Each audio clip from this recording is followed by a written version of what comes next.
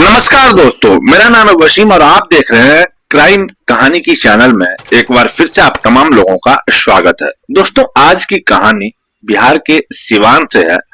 बिहार का यह वही सिवान जिला है जिसने देश को डॉक्टर राजेंद्र प्रसाद के रूप में पहला हमारे देश का राष्ट्रपति दिया और वही इस जिले ने मोहम्मद शहाबुद्दीन जैसे बाहुबली नेता को भी जन्म दिया, जो 2 बार के विधायक और 4 बार के सांसद भी रहे हैं।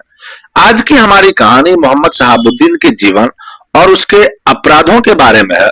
मोहम्मद शहाबुद्दीन एक ऐसा नाम था जिसके बारे में शायद ही कोई हो जो उस एरिया में लोग न जानते हो। यहां तक कि मैं पूरे बिहार की बात कर रहा हूं। उन्हें सिवान में कई नाम से जाना जाता था। कोई उन्हें सिवान का सुल्तान कहता, तो कोई उन्हें सिवान का साहेब कहता, तो कोई उन्हें सिवान का बाहुबली और कोई उन्हें रॉबिन हुड भी कहा करता था, जो अमीरों से पैसे लूट करके गरीबों में बांट देता था। वो एक ऐसा समय था जब सिवान जिले में शहाबुद्दीन का रुतबा बोलता था तो लोग शहाबुद्दीन का नाम सुन करके कांप जाते थे। शहाबुद्दीन ने सिवान में एक ऐसा आतंक फैलाया था कि लोग रात के 7-8 बजे के बाद अपने घर से निकलने से भी कतराते थे। तो वहीं उस एरिया के जितने भी डॉक्टर थे वो शहाबुद्दीन के डर से सिर्फ और सिर्फ 50 रुपए की फीस लिया करते थे। बताते हैं कि शहाबुद्दीन का एक समय था कि सिवान के हर दुकानदार, चाहे वो किसी भी फील्ड के हो, किसी भी कैटेगरी के हो, वो अपने दुकान में शहाबुद्दीन की फोटो उनको रखनी पड़ती थी और डर के मारे लोग रखते भी थे और दुकान खोलने के बाद लोग उनकी फोटो को अगरबत्ती भी दिखाते थे। माहौल ऐसा था कि कोई विरोधी पार्टी चुनाव में अपना बैनर, पोस्टर या झंडे नहीं लगा सकती थी, अपना चुनाव प्रचार तक नहीं कर सकती थी। अगर कोई भी यह गुस्ताखी करने की कोशिश करता तो साहेब उनका बुरा हाल कर देते थे। साहेब का मतलब हमारा यहाँ पे मोहम्मद शहाबुद्दीन से है। सिवान में वह खुद सरकार के और खुद कानून को शहाबुद्दीन जनता दरबार लगाते अपने दरबार में, सारे कानूनी और सरकारी काम। और यहाँ शहाबुद्दीन के एक इशारे पर ही लोगों की बड़ी से बड़ी समस्याएं हल हो जाती थी, चाहे वो जमीन से जुड़ी हो या फिर कोई शादी ब्याह से। कहते हैं कि शहाबुद्दीन के इसी तरह के जनता दरबार में एक पुलिसकर्मी भी अपने प्रमोशन के लिए अर्जी लेकर के पहुंचे थे और तब शहाबुद्दीन ने वरिष्ठ पुलिस अधिकारियों को फोन करके उसे पुलिसकर्मी का प्रमोशन करवा दिया। दोस्तों, सोचिए उस पुलिसकर्मी महोदया के बारे में कि आगे चल करके उन्होंने बिहार का या बिहार के लोगों का या देश का कितना भला किया होगा। सिवान में तानाशाही सरकार चलाने वाले मोहम्मद शहाबुद्दीन का जन्म 10 मई 1967 को सिवान जिले के प्रतापपुर गांव के एक रईस परिवार में हुआ था। 1980 में डीएवी कॉलेज में राजनीति में कदम रखने वाले शहाबुद्दीन ने भारतीय जनता पार्टी और भारतीय कम्युनिस्ट पार्टी माली के खिलाफ खूनी लड़ाई लड़कर के अपने क्षेत्र में अपनी उपस्थिति दर्ज करवाई थी। राजनीति शास्त्र से माई और एचडी करने वाले शहाबुद्दीन ने हिना साहिबा से शादी कर ली पीएचडी करने के बाद और एक बेटे और 2 बेटियों के पिता बने। शहाबुद्दीन के अपराध जगत और राजनीति में कदम रखने की कहानी डीएवी कॉलेज में पढ़ने के दौरान ही शुरू हो गई थी। साल 1986 में करीब 18 साल की उम्र में शहाबुद्दीन के खिलाफ हुसैनगंज थाने में पहला आपराधिक मामला दर्ज हुआ। शहाबुद्दीन पर हत्या का प्रयास और आर्म्स एक्ट का मामला था। इसके बाद ही शहाबुद्दीन ने कभी पीछे मुड़कर के दोबारा नहीं देखा। अपराध की दुनिया में शहाबुद्दीन चर्चित होते गए और वो इतने चर्चित होते गए कि हुसैनगंज थाने में शहाबुद्दीन को शूटर के टाइप से, मतलब कि टॉप शूटर के नाम से अपराधी घोषित कर दिया गया। शूटर का ये एक्ट उन लोगों पे लगता है जिनमें सुधार होने की संभावना लगभग ना के बराबर होती है। तो इस तरह बहुत कम उम्र में ही शहाबुद्दीन अपराध जगत का एक जाना माना चेहरा बन गया।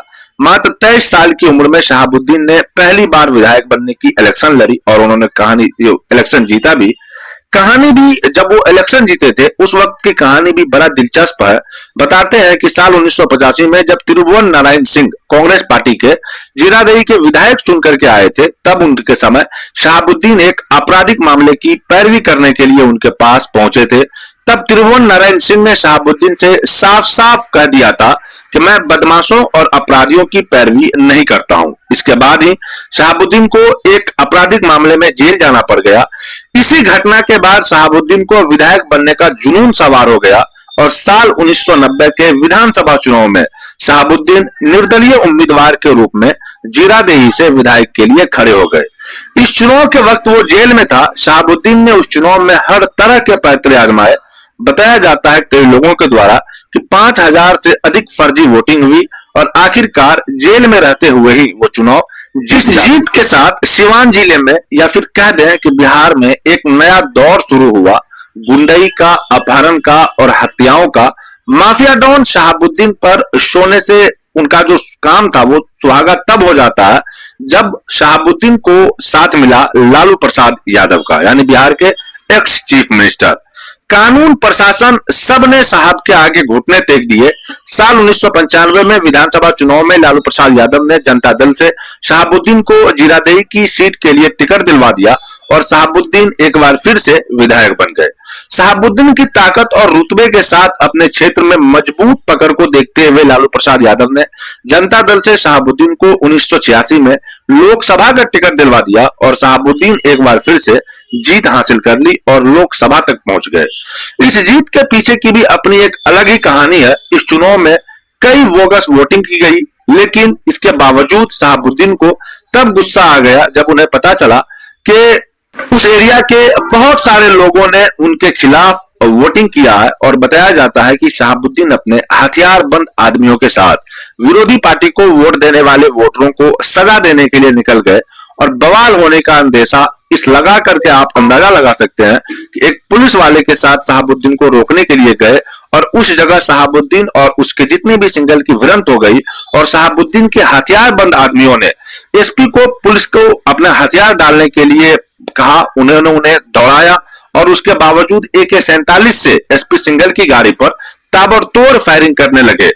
किसी तरह एसपी सिंगल वहां से अपनी जान बचा करके निकल को आ गए, लेकिन शहाबुद्दीन का ताकत तब और बढ़ गई जब लालू प्रसाद यादव ने जनता दल से अलग होकर के साल 1997 में आरजेडी पार्टी बना ली, यानी राष्ट्रीय जनता दल, और बिहार की सत्ता पर काबिज हो गए।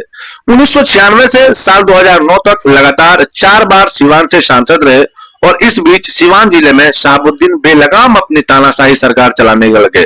सिवान जिले में शहाबुद्दीन की पार्टी कड़ी टक्कर देती थी, वो थी भारतीय कम्युनिस्ट पार्टी को। शहाबुद्दीन और मेल कार्यकर्ताओं और सपोर्टरों के बीच की रंजिश की कहानी बहुत पुरानी थी। बताते हैं कि साल 1993 से साल 2001 के बीच माली के 18 समर्थकों और कार्यकर्ताओं को इस रंजिश में अपनी जान गंवानी पड़ी, यानी अपनी जान से हाथ धोना पड़ा। और साल 1996 में बकरीद के समय पर माली के नेता गुलाम हैदर के घर कुछ हथियारबंद लोगों ने हमला कर दिया और हमलावरों ने उनके बुजुर्ग पिता और एक रिश्तेदार और गुलाम हैदर की 3 साल की बेटी को बेरहमी से मार दिया। इन हत्याओं का आरोप शहाबुद्दीन पर लगा। माली नेताओं की दी हुई हत्याओं की सूची में एक और चर्चित नाम था जेएनयू छात्र संघ के पूर्व अध्यक्ष चंद्रशेखर प्रसाद उर्फ चंदू का। शहाबुद्दीन के हिसाब से चंद्रशेखर उनके भाई जैसे थे, पर सच इससे बिल्कुल ही विपरीत था। साल 1997 में चंद्रशेखर ने बिहार की राजनीति में उतरने का मन बना लिया।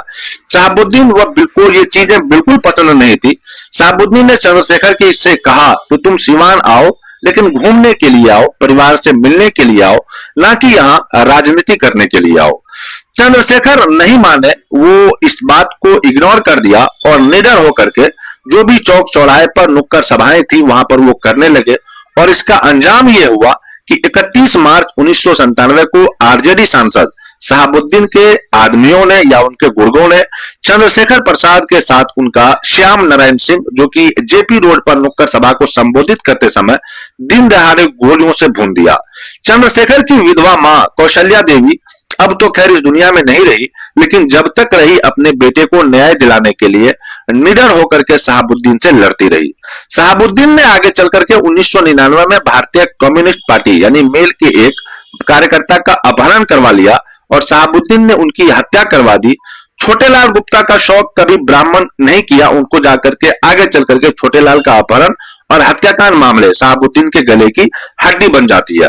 शहाबुद्दीन ही एक ऐसा व्यक्ति था जो लालू प्रसाद यादव के सामने जब बैठते थे तो उस समय भी उनकी पिस्तौल उनकी कमर में बंदी होती थी। ऐसी हिम्मत शहाबुद्दीन के अलावा किसी और पार्टी के उस पार्टी के नेताओं के पास नहीं थी। साल 2001 के मार्च का महीना था। उस समय मैट्रिक की परीक्षाएं चल रही थी और साहब उसे अपने समय में स्कूलों का दौरा कर रहे थे और इस दौरे का उद्देश्य था कि अब दुर्भाग्य देखिए कि सिवान का भविष्य सांसद साहब के साथ चल रहे थे। उनके गुंडे जितने भी थे गुर्गे, वो उनका जो भी कॉपी था, कॉपीराइट वो करते रहे। और उस समय वांटेड अपराधी मनोज कुमार पप्पू भी सांसद साहब के साथ स्कूल निरीक्षण के लिए निकला था। उसने उस समय सिवान के डीएसपी संजीव कुमार को शहाबुद्दीन और वांटेड मनोज कुमार पप्पू के स्कूलों में के निरीक्षण की जब खबर लगी तो वह तुरंत उस स्कूल में पहुंच गए जहां पर सांसद शहाबुद्दीन यानी कि साहब मौजूद थे। उन्होंने शहाबुद्दीन के इस कदम का विरोध किया और वांटेड अपराधी मनोज कुमार को गिरफ्तार करने लगे। इसके बाद शहाबुद्दीन और संजीव कुमार में थोड़ी सी नोकझोंक शुरू हो गई और इसके बाद शहाबुद्दीन ने सबके सामने डीएसपी संजीव कुमार को थप्पड़ मार दिया।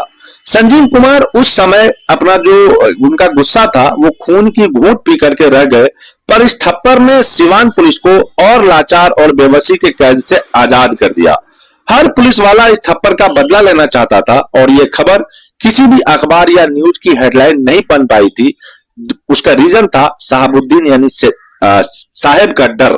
सिवान के तत्कालीन एसपी बच्चू सिंह मीना ने शहाबुद्दीन को सबक सिखाने की ठान ली। उत्तर प्रदेश के देवरिया जिले से भी पुलिस की एक बल मंगाई गई और इसके बाद बिना किसी को खबर किए पुलिस टीम पहुंच गई सांसद शहाबुद्दीन के पैतृक गांव प्रतापपुर में। जैसे ही शहाबुद्दीन को इस बात का खबर मिला, शहाबुद्दीन और उसके आदमियों ने पुलिस पर ताबड़तोड़ फायरिंग करनी शुरू कर दी, तो दूसरी तरफ पुलिस भी फायरिंग करने लगी। इस फायरिंग में कई लोगों की जान चली गई। कोई कहता है कि दोनों तरफ से 1000 राउंड यानी 1000 राउंड गोली फायरिंग हुई, तो कोई 2000 की बात करता है तो कोई 4000 की बात करता है। शहाबुद्दीन को और उनके लोगों को एक AK-47 बंदूक के सामने पुलिस की बंदूकें, छोटी छोटी बंदूकें उतनी असरदार साबित नहीं हो रही थी। फिर भी पुलिस ने जबरदस्त वहां पे अपना जो भी उनके पास था वो सब कुछ दिखाया और इस मुठभेड़ में 2 पुलिसकर्मियों ने अपनी जान गंवा दी। वहीं शहाबुद्दीन के 8 लोग मारे गए। इस मुठभेड़ के बाद शहाबुद्दीन गायब हो गए और उन्होंने एसपी बच्चू सिंह यानी मीना को जान से मारने की कसम खा ली। दोस्तों, ये थी शहाबुद्दीन यानी कि सिवान के साहब की कहानी तो इसकी काफी लंबी है। एक ही वीडियो में इस कहानी को पूरा सुनाना शायद हमारे लिए मुश्किल है और आप लोगों के लिए भी बोरिंग सा हो जाएगा। तो दोस्तों, इसका अगला पार्ट हम अपने इसी चैनल पे थोड़ी दिनों में मैं आप लोगों के सामने रखूंगा। बाकी अभी तक की कहानी में शहाबुद्दीन को आप किस नजर से देखते हैं, ये आप हमारे कमेंट सेक्शन में जरूर से कीजिएगा। हम जल्दी मिलते हैं आपसे किसी दूसरे वीडियो में किसी नए टॉपिक के साथ। तब तक के लिए हमें अलविदा कीजिए। जय हिंद, वंदे मातरम।